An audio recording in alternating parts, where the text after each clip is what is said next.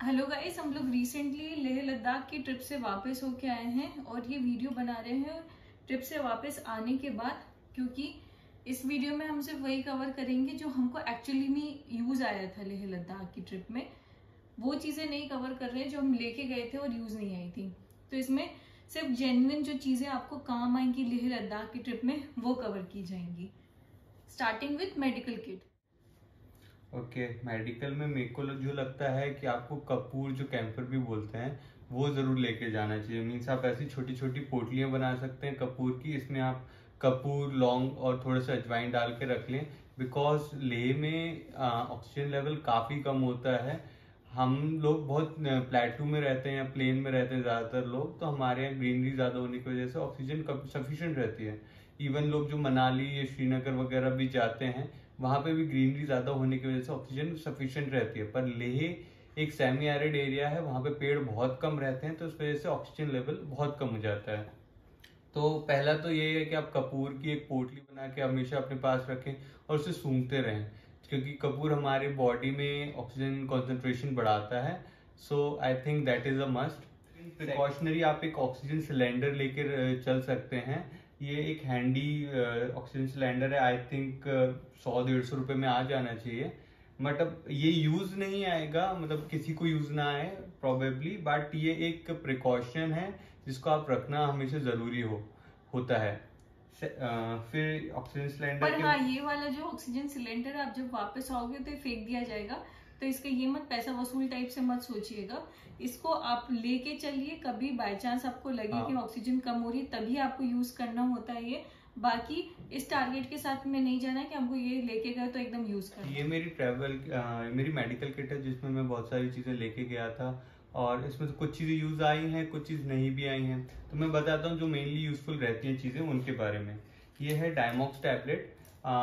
ये Diamox 250 mg के नाम से आपको मार्केट में मिल जाएगी।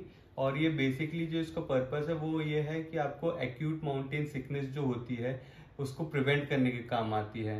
ये आपको वहां पे एक्लिमेटाइज होने के लिए लेह में काफी हेल्पफुल करेगी। इसका डोजेज, मतलब मैं कोई डॉक्टर नहीं हूँ, बट यूजुअली मैंने जो पढ़ा है उसके हिसाब से आपको एक दिन पहले इसको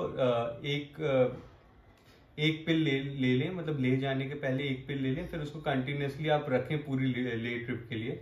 सो I think it will be useful. मतलब पहले आप डॉक्टर से जरूर एक बार बात कर लें, प्रिस्क्रिप्शन ले लें, बट मेरे को ऐसा लगा था तो मैं ये इसके हिसाब से कंटिन्यू किया। दूसरा,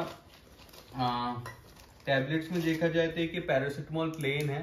कारपॉल जिसे मतलब कोविड के टाइम पे काफी चला था ये, तो कारपॉल 650 ले सकते हैं, या फिर आप कोई भी पैरासिटामोल प्लेन टैबलेट 500 mg की लेके चल सकते हैं।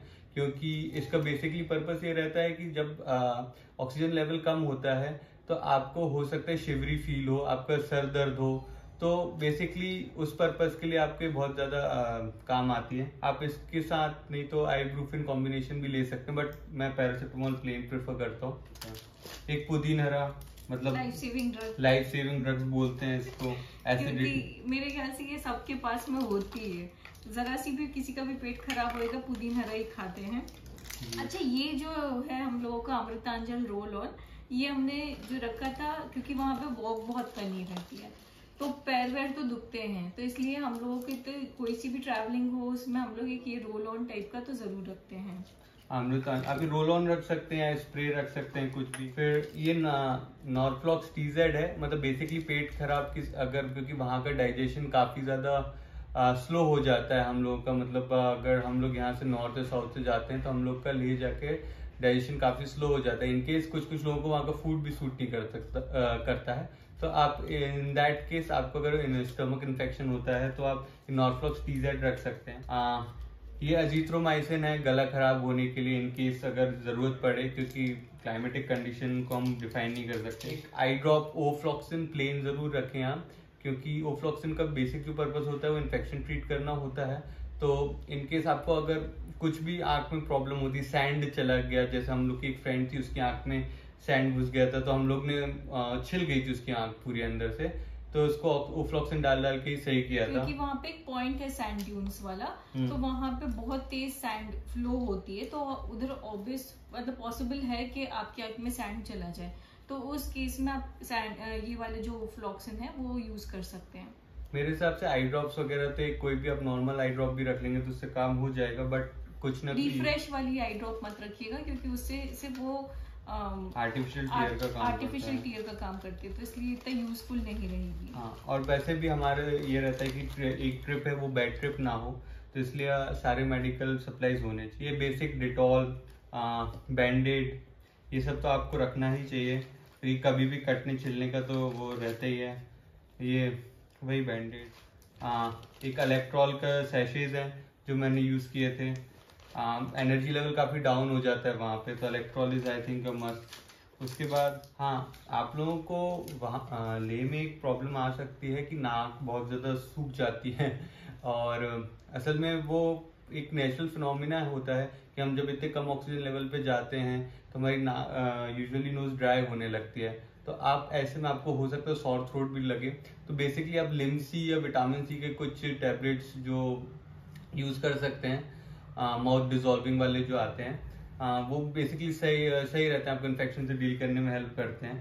तो that is a good, Limcee is a good thing to carry. अब बात करते हैं ट्रैवल किट की, जिसके अंदर हम बेसिक अपने सारे सामान रखते हैं।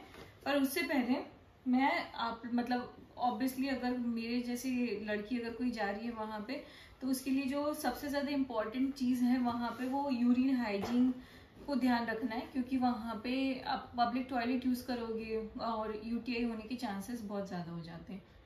तो मैंने उस टाइम पे ये 2 चीज़ें रखी थी। एक पी सेफ, ये तो आप एयरपोर्ट हर कहीं पे यूज़ कर सकते हो, और सबसे इम्पोर्टेंट पी बडी। तो ये पी बडी जो रहता है इसके लिए आपको मतलब आपको स्क्वाट करने की भी ज़रूरत नहीं रहती है, ये बहुत अच्छी चीज़ है हर ट्रैवलिंग के लिए। And secondly, if you are on your periods या फिर आपको मेंस्ट्रुअल साइकिल्स आए हुए हैं, तो फिर आप उस टाइम पे आप मेंस्ट्रुअल कप लेके रखना ज़्यादा अच्छा रहेगा, क्योंकि पैड्स डिस्पोज करना बड़ा मुश्किल काम रहता है। और स्पेसिफिकली अगर अपन पैंगोन और नुब्रा जैसी जगह पे जहाँ पे कैंप्स पे रुके हुए हैं आप, तो वहाँ पे आपको पैड्स डिस्पोज करने में बड़ी मुश्किल होती है, क्योंकि वहाँ के वॉशरूम्स भी बहुत फैंसी नहीं होते हैं। अब उसके बाद में हमने और जो चीजें रखी थी उसके, अब क्योंकि बाथरूम की बात हो रही है, टॉयलेटरी की बात हो रही है, तो मैं आपको ये बता दूं कि आपको एक पेपर सोप जरूर रखना चाहिए, क्योंकि नुब्रा और पैंगोंग में पॉसिबल है कि आपको सोप्स भी ना मिले। That's not very fancy sort of place, वहाँ पे थोड़ा कैंपिंग को ही ज्यादा मोटिवेट किया जाता है, तो आप पेपर सोप रखिएगा। उसके अलावा टॉर्च रखना जरूरी है, क्योंकि नुब्रा में तो 11 के बाद में लाइट कट ऑफ कर देते हैं, और पैंगोंग में सिर्फ 2-3 घंटे के लिए लाइट पावर सप्लाई रहता है, जो कि वो जनरेटर के थ्रू करते हैं। तो एक टॉर्च जरूर रखिएगा। फिर उसके बाद मैंने रखी थी ये नाइफ। तो ये बेसिकली अगर आप प्लेन से ट्रैवल कर रहे हैं तो आपकी नाइफ तो फेंक दी जाती है, चेक इन लगेज में तो रह जाती है, चेक इन लगेज में आप रख सकते हैं इसको। और बाकी ये जो थी ये फोल्डेबल नाइफ रखिए, जैसे वो ज्यादा वो मतलब आप इसको फ्रूट्स वगैरह और एज एन जनरल सेफ्टी के लिए भी यूज कर सकते हो। तो ये मैंने फोल्डेबल नाइफ रखी हुई थी। और मी बीइंग इनसिक्योर लड़की ऑफ इंडिया, ये पेपर स्प्रे रखा था मैंने क्योंकि मुझे नहीं पता कि वहाँ पे लोग कैसे होंगे। ऑल्दो वहाँ के लोग बहुत ज्यादा जेन्युइन रहते हैं, बहुत हेल्पिंग रहते हैं।